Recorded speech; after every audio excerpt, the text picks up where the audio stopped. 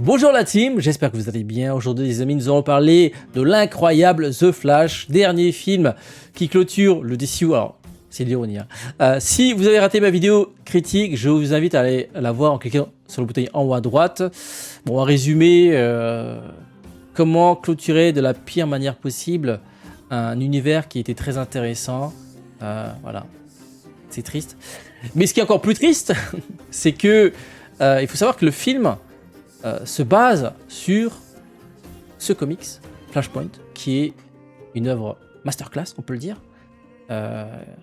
Et vous allez voir que le film aurait pu être du coup une masterclass. Si à la base tu te bases sur une masterclass, il y a de fortes chances que ça devienne une masterclass, sauf que non. À la place de la masterclass, donc on a eu ce bouillie numérique et scénaristique. Et c'est très dommage, c'est vraiment très dommage. Donc dans cette vidéo, on va faire le point sur les différences entre Flashpoint, le comics, et le film qui s'est basé sur le comics. Et vous allez voir qu'ils ont gardé pas grand chose en fait. Comme d'habitude les amis, avant de commencer, la VOD, un petit pouce bleu, ça prend une seconde et ça fait très plaisir. Si vous êtes nouveau, pensez à vous abonner, activez bien les notifications et puis je vous invite à me rejoindre sur mes autres chaînes Twitch et Kick.com. On fera évidemment des vidéos React sur Kick.com. Donc si vous voulez me suivre, tous les liens se trouvent dans la description. Alors, on va revenir en détail sur Flashpoint. Je vais essayer de faire le déroulé de ce qui se passe dans le comics, même si je ne vais pas m'attarder sur tous les points parce que ça va être un peu long. Donc en fait, je vais, on va dire, aller à l'essentiel. Si vous voulez quand même lire le comics, donc ne pas vous faire spoiler, je vous invite à quitter la vidéo parce que là je vais devoir spoiler tout le contenu de Flashpoint. Pareil pour le film The Flash, si vous avez l'intention de le voir, malgré tout, je vais devoir spoiler tout le contenu, donc voilà, n'hésitez pas à quitter la vidéo. Donc je vais m'attarder vraiment sur, pour moi, les éléments marquants de Flashpoint et le comparer par rapport au film. Alors, premier point assez important. Dans le film, nous avons donc une introduction de The Flash avec la Justice League, etc. Là, ils font une petite mission au début qui fait intervenir Batman et Wonder Woman. Alors que dans le comics, nous avons directement, on retrouve directement Barry Allen qui se réveille et qui doit aller sur un lieu où il y a eu un crime ou un délit. Et sur le chemin, il revoit sa mère. Alors lui, il comprend pas, tu vois, il comprend pas. Comment ça, maman En plus, sa mère âgée, tu vois. Il dit, qu'est-ce qui se passe? Mais tu es censée être morte. Donc déjà, voilà, l'introduction est légèrement différente. En fait, quand tu lis le comic, tu sais pas pourquoi ça a changé. Voilà, t'es directement dans la surprise, tu dis, qu'est-ce qui se passe? Donc il comprend pas, il enlace sa mère, elle-même elle comprend pas, il dit qu'est-ce qui t'arrive mon fils? Alors deuxième point assez intéressant dans Flashpoint, c'est que Flashpoint est en couple avec Iris West. Alors que dans le film, Barry Allen, donc The Flash du film, il est un peu seul. On comprend vite fait à travers un dialogue avec Wonder Woman qui est un peu... comment dire? Il n'avait pas beaucoup d'expérience avec des femmes. Alors que dans le comics, voilà, c'est un homme qui est en couple avec... voilà, c'est un homme. Voilà. Un homme qui a connu des femmes, dont Iris West. Ça change pas mal de choses parce que son comportement est quand même différent. Dans The Flash... dans le film, c'est un peu, voilà, c'est encore un adolescent, même si il est plus âgé que l'adolescent qu'il rencontre dans le film. Mais bon, ça change quand même, enfin, ça donne une tonalité différente. Là, nous allons entamer le plus gros point de discorde entre le film The Flash et Flashpoint. Batman. Le Batman de cette nouvelle dimension n'est pas Bruce Wayne. Ça change tout. Ça change tout. Il s'agit de Thomas Wayne. Thomas Wayne, qui est le père de Bruce Wayne. Donc en fait, dans cette réalité-là, c'est il est pas mort en fait. C'est Bruce qui est mort, c'est lui qui a pris la balle lors de l'agression. Et Thomas Wayne est devenu Batman. Et un Batman extrêmement violent qui n'hésite pas à tuer. En fait, il n'a rien à foutre. C'est vraiment le mec qui a plus rien à foutre. Dans la foulée, pour revenir au drame avec Bruce Wayne, donc Bruce Wayne est mort lors de l'agression. Thomas Wayne a défoncé le mec qui a tiré sur son fils. Et Martha pète un plomb et devient le Joker. Martha Wayne est le Joker dans cette réalité. Tu comprends un petit peu pourquoi Thomas Wayne n'en a plus rien à foutre, pourquoi il n'a plus aucune pitié. Donc voilà, c'est un mec qui a pété les plombs et la justice pour lui c'est bon, la justice il le règle avec des points, voilà. Donc voilà, alors que dans le film The Flash, on retrouve Bruce Wayne, pas de Thomas Wayne, et là tu te dis quand même, ils sont ratés, ils sont passés d'une masterclass. Faire revenir cet acteur, Jeffrey Dean Morgan, qu'on a connu dans plein de films, Watchmen notamment, aussi dans The Walking Dead. Voilà, le faire revenir pour jouer Thomas Wayne, ça aurait été une masterclass. Je trouve ça tellement dommage d'être passé à côté de ça, parce qu'il a été introduit dans le film Batman vs Superman, dans l'introduction. Et voilà, il y avait... Encore une fois, je me dis, ce film, The Flash, s'il avait été fait ou supervisé par Zack Snyder, on aurait enchaîné les masterclass, les amis. C'est ça qui est horrible. Donc, grosse différence, Thomas Wayne et Batman. Martha et le Joker. Donc là, on est face à un Batman vraiment vénère, presque terrifiant, avec les yeux rouges. Alors, dans cette œuvre, dans le comics, Cyborg a un rôle très important. Il doit recruter des super-héros pour contrecarrer la menace qui plane sur la planète. En effet, il y a un conflit entre le clan de Wonder Woman et le clan de Aquaman. Ils se font une guerre sans merci et ils sont prêts à détruire la Terre. Et du coup, entre guillemets, les autres essayent de se fédérer pour empêcher cette catastrophe. Et Cyborg travaille pour le gouvernement américain et a comme pour objectif de réunir un maximum de méta-humains, de personnes qui ont des super pouvoirs, et également de faire appel à Batman pour qu'il soit le dirigeant, le boss de cette coalition. Voilà. Alors, Cyborg, malheureusement, tu connais ce qui s'est passé. Suite au drame qu'a eu Zack Snyder durant le tournage de Justice League, il a été remplacé par Josh Whedon. Josh Whedon est venu, il a coupé tous les plans sur Cyborg.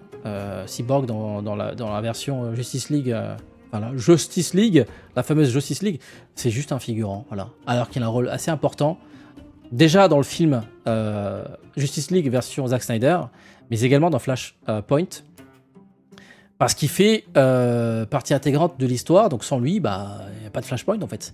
Donc il a un rôle assez important, donc il recrute, et il essaie de convaincre Batman de rejoindre le clan. Pour l'instant, Batman l'envoie chier. Alors, notre Barry Allen comprend pas dans le monde où il évolue, et il décide de retourner dans la Batcave. Et là, il tombe sur un Thomas Wayne qui comprend pas qui ce mec qui vient arriver chez lui. Donc ça, on retrouve dans le film The Flash. Et c'est Michael Keaton qui accueille avec vigueur notre Barry Allen. Il y a une scène de torture un peu... bon, ça a été un peu censuré dans le film The Flash, mais bon, il y a une scène de torture, on va pas en parler, mais bon. On comprend que ce Batman-là, c'est pas Bruce Wayne, voilà, c'est Thomas Wayne. Alors, autre point qui change par rapport au film, point assez majeur également, Reverse Flash. Reverse Flash, le personnage qui s'appelle Tone, qui n'existe pas. Alors, c'est compliqué quand même d'introduire Reverse Flash dans le film The Flash. Enfin, je pense, hein, parce que c'est son némésis, c'est un personnage assez important qui aurait peut-être mérité peut-être un film d'abord, enfin un film dans lequel on l'introduit. Donc Reverse Flash semble être l'auteur de cette nouvelle dimension. En tout cas, c'est ce qu'on essaie de nous faire comprendre à ce moment-là. Donc en fait, Barry Allen, qui devait avoir son costume dans la bague, en fait, en activant sa bague, il fait apparaître un autre costume, donc le costume de Reverse Flash. Je sais plus comment il s'appelle, son prénom, mais j'ai juste retenu son nom de famille, c'est Tone. Alors, comme dans The Flash, il essaie de retrouver ses pouvoirs. Alors, dans cette dimension-là, il comprend pas pourquoi il les a perdus. Donc, il essaie de reproduire les éléments qui lui a permis de gagner son pouvoir. Et comme dans le film, il a dû le faire 2 fois. La première fois, ça a échoué. Et voilà, il a un peu forcé pour que on le fasse une nouvelle fois. Et la deuxième fois, c'est passé. Il retrouve ses pouvoirs, comme dans le film. Donc là, on est à peu près raccord. Pendant ce temps, on a la guerre entre les Amazones et Atlante, avec le clan d'Aquaman. Et en fait, nous avons aussi des espions humains qui travaillent pour le gouvernement américain, qui essayent de choper des informations pour mener à bien la résistance. Dans cette résistance, on retrouve pas mal de persos qui sont pas forcément des persos qui travaillaient ensemble. Il y a vraiment pas mal, on va dire, de personnages de l'univers de DC dans Flashpoint. Et on retrouve également Lois Lane, qui ici fait partie de la résistance. Alors, point assez intéressant, je sais plus comment il s'appelle, mais Wonder Woman traque donc ses résistants, et en fait elle va tomber donc sur un de ces résistants qui est en fait le personnage qui se trouve dans Wonder Woman. Je sais plus comment il s'appelle. Donc en fait à la base ils sont entre guillemets amants, mais dans cet univers alternatif ils sont ennemis, et c'est elle qui le tue. Voilà, je trouve ça assez ironique. Je me rappelle plus de le nom de son personnage. Je vous mettrai dans la description quand ça va me revenir.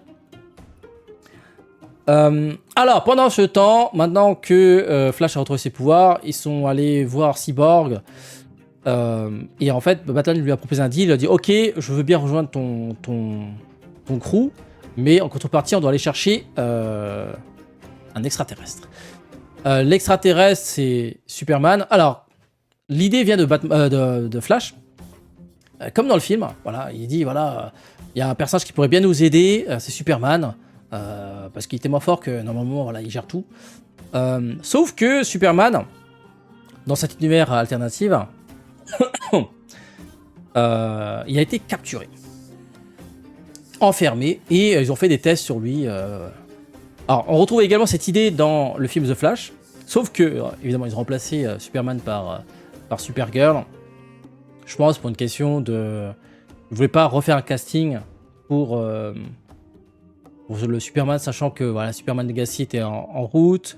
Ils voulaient pas faire revenir Henry Cavill et le faire maigrir. Ça aurait été un peu compliqué. Et puis même, ils voulaient pas en voir Henry Cavill tout court. Donc voilà, c'est pour ça qu'ils ont utilisé une petite pirouette scénaristique pour mettre Supergirl à la place. Et donc on retrouve un Superman maigri, voilà, dans une base au sous-sol, dans un sous-sol protégé par plein de militaires. Donc là, le Superman, là, il n'a pas connu la bienveillance, hein. Il a connu la malveillance humaine. Et voilà, Flash et son équipe le sauvent. Mais voilà, ils sont ensuite attaqués par des militaires. Donc après, Superman s'enfuit.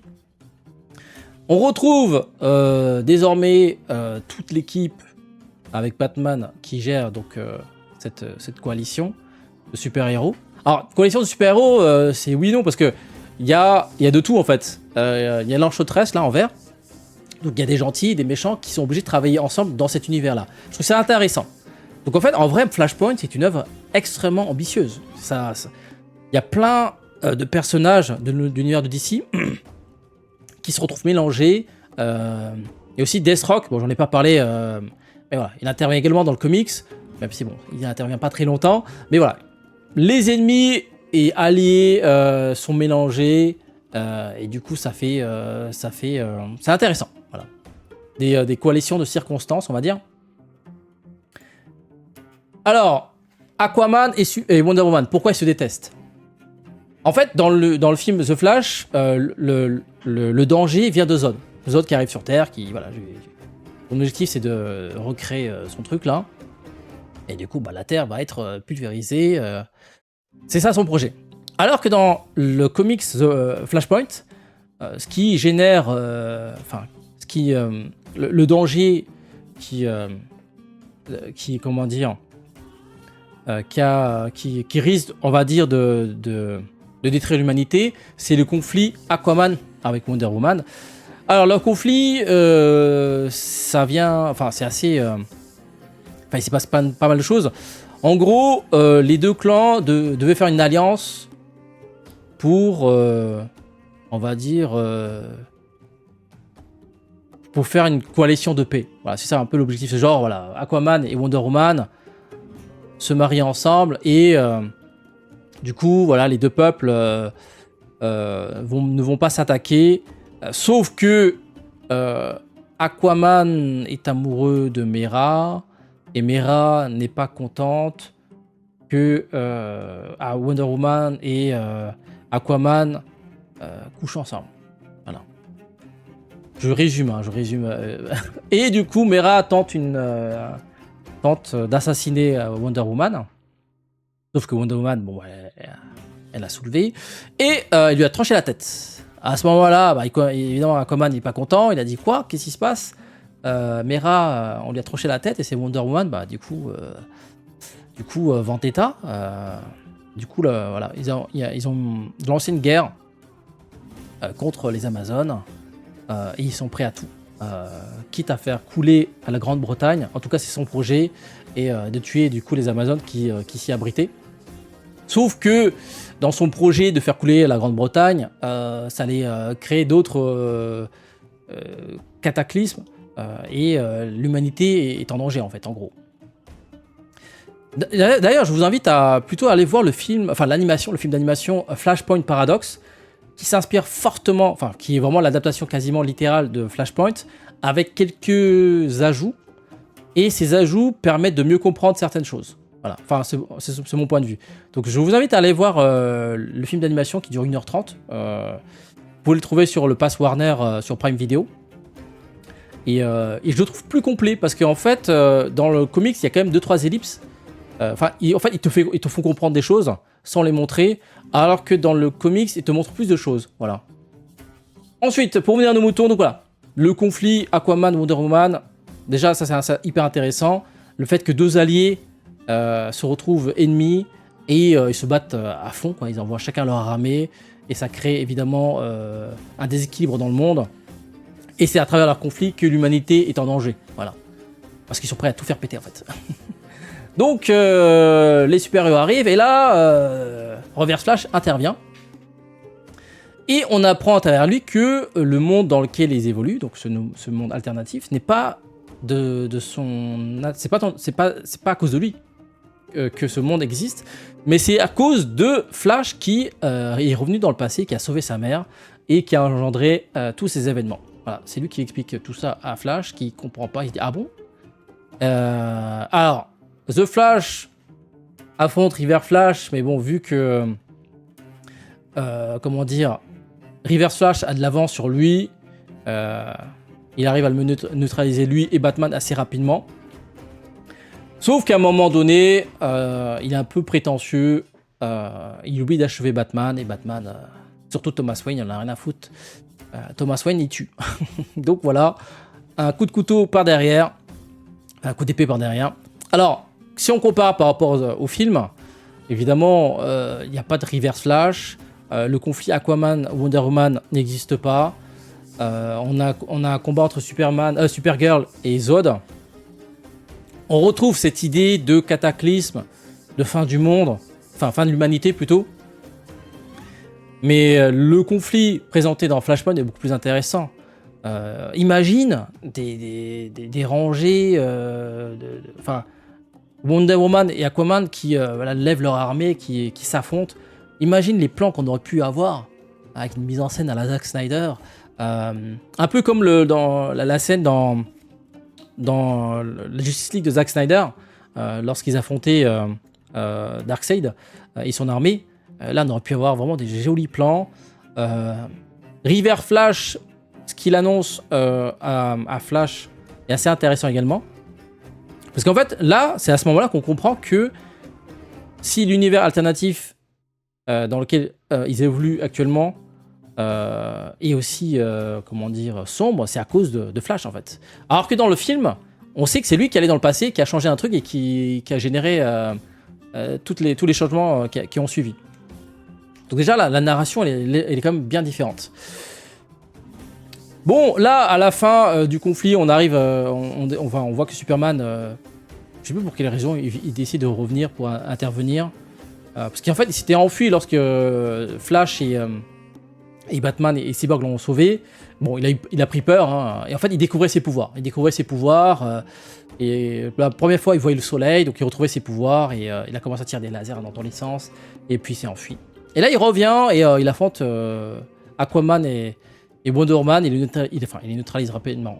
On voit qu'il prend le dessus, mais c'est pour ça que je trouve que l'adaptation Flashpoint Paradox est plus intéressante, parce qu'on voit que le combat dure quand même plus longtemps dans l'adaptation animée. Sauf que son intervention sert à rien, parce que Aquaman avait déjà anticipé une attaque qui consistait à faire couler donc, la Grande-Bretagne, si j'ai bien compris. La Grande-Bretagne qui abritait donc les Amazones. Et en fait, en faisant couler l'île, ça allait engendrer la fin de l'humanité, parce que ça allait créer des réactions en chaîne. Et donc, pendant le conflit, donc, le clan d'Aquaman active ce plan. Et là, Batman lui explique à The Flash que casse-toi, ça sert à rien, tu peux pas sauver ce monde. Casse-toi de ce monde et rentre chez toi. Voilà, c'est en gros ce qu'il lui dit.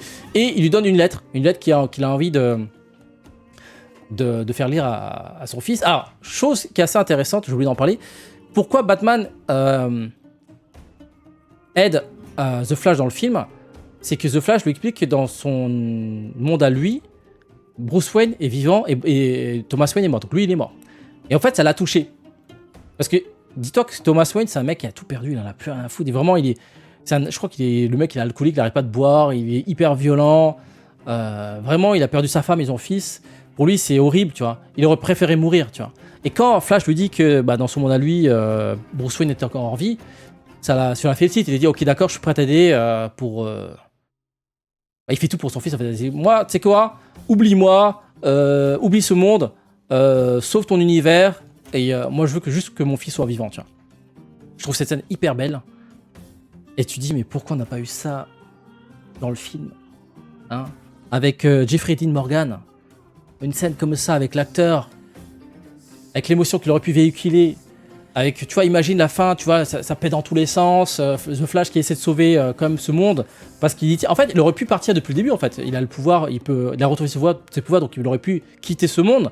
Sauf qu'il a essayé de sauver... ce monde, sauf que voilà, ce monde est condamné. On retrouve un peu cette idée de le monde est déjà condamné, tu peux rien y faire dans le film The Flash. C'est pour ça que malgré le fait qu'ils reculent à chaque fois le temps, à chaque fois Zod prend le dessus sur Supergirl. Et donc là, il décide de quitter ce monde et il va s'empêcher lui-même de changer le passé. Et puis il retrouve entre guillemets son monde à lui. Et il retrouve Batman dans la Batcave pour expliquer tout ce qui s'est passé. Il a dit waouh, je sais pas ce qui s'est passé, mais bon. Enfin, il lui explique que j'ai fait une connerie, je suis allé dans le passé, je modifie un truc, du coup, il y a eu beaucoup de choses qui ont changé. Alors, dans le processus, c'est un peu expliqué sur une page, je crois. Dans le processus d'annulation de ce qui s'est passé, il a créé des multivers. Voilà. Et c'est vrai que le film Flashpoint, enfin l'œuvre Flashpoint, sert de point d'ancrage du multivers. Et le film The Flash reprenait un peu cette idée de, voilà, à partir de cette histoire, ils introduisent le multivers dans le DCU, sauf qu'évidemment, dans le comics, c'est mieux fait, et dans le film, on a des bouillies numériques enfin, on comprend pas, quoi. On comprend pas pourquoi ils ont fait ça. 200 millions pour faire ce genre d'effets spéciaux, c'est pas possible, tu vois. Enfin bref. Et donc, on va finir sur une scène assez marquante, je trouve. Donc The Flash explique tout ce qui s'est passé à Batman. Donc il retrouve son Batman à lui. Là, il retrouve donc bien Bruce Wayne, et pas un autre Bruce Wayne. Et il lui donne la lettre de Thomas Wayne, et là, Batman, il découvre la lettre. Il s'effondre, et il pleure. Imagine la scène. Mais vraiment, imagine la scène. Avec une belle mise en scène, avec une petite musique. Tu vois le Batman de Zack Snyder, donc Ben Affleck, qui est traumatisé par la disparition de ses parents. Je veux dire, Batman vs Superman, le film commence par la scène avec le cercueil, etc. Donc c'est une scène... Enfin, évidemment, je pense que ça l'a marqué, ça l'a même transformé. On retrouve ces dialogues dans le film The Flash. C'est ce passé-là qu'il a défini. Et le fait d'avoir un message de son père qui lui dit « Je t'aime, mon fils ». Alors qu'il a perdu ses parents jeunes, tu vois, et ça l'a fait... Donc le chevalier... le Batman, tu vois, le mec stoïque, le personnage qui montre quasiment très peu d'émotions, qui fond en larmes. Tu vois, je trouve ça beau. Voilà. Cette lettre a percé l'armure de Batman et je trouve ça beau. Et évidemment, tout ça, on l'a pas. Dans The Flash, à la place, nous avons des blagues avec la dent de Barry Allen qui tombe. Donc voilà. Maintenant, vous savez ce qu'on a raté. Vous savez ce qu'on a raté. Dites-moi ce que vous en pensez. Est-ce que vous êtes content d'avoir vu le film et d'être passé à côté de cette masterclass Flashpoint? Je me dis, ce film aurait dû être réalisé par Zack Snyder. Ou supervisé, mais bref. Je veux dire, parce que Flashpoint, c'est quand même très sombre. Il y a plein de gens qui meurent. Surtout, regardez Flashpoint Paradox, l'adaptation animée, c'est une œuvre assez violente.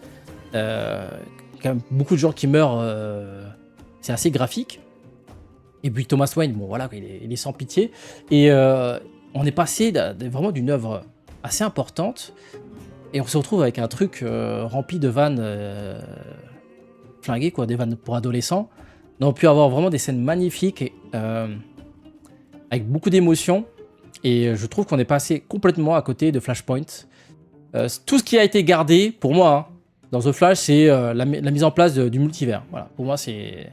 Ils ont juste gardé cette idée. Voilà, comme ça, on va pouvoir faire des films sans Henry Cavill et sans Batman... sans le Batman Ben Affleck. Voilà. C'était juste pour... c'est parce qu'à la base, la première fin de The Flash, c'est Flash retrouve... Batman Keaton et Supergirl, et ne retrouve pas donc ses anciens alliés Batman Ben Affleck et Superman Henry Cavill. C'était ça le projet de l'ancienne équipe de DC, pour justifier le départ de Ben Affleck et de Henry Cavill et de dégager tout le Snyderverse et tout ça.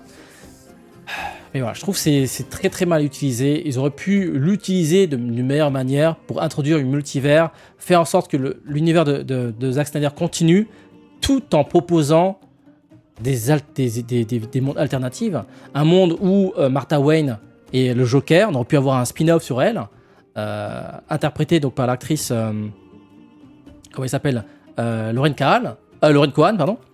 On aurait pu avoir un film sur Thomas Wayne. Pourquoi pas Thomas Wayne avec sa vision de la justice. C'est tellement dommage. Pareil pour Cyborg. Cyborg, il aurait pu avoir une place très importante. Enfin, il a une place très importante dans Flashpoint. Et dans Flashpoint, il n'existe pas. C'est incompréhensible. C'est tout ça parce que, évidemment, tu sais ce qui s'est passé. Il s'est pris la tête avec l'ancienne équipe de Warner.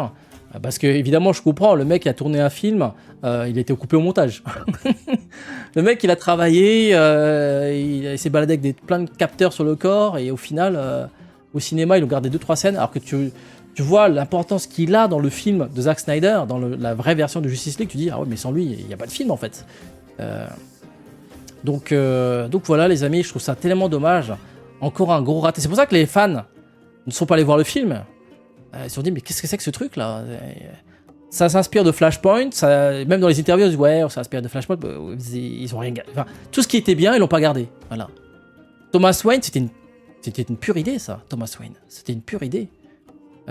Et au final, on n'a pas ça. On a Ils ont fait revenir Michael Keaton pour tout ça dans l'optique de remplacer Ben Affleck.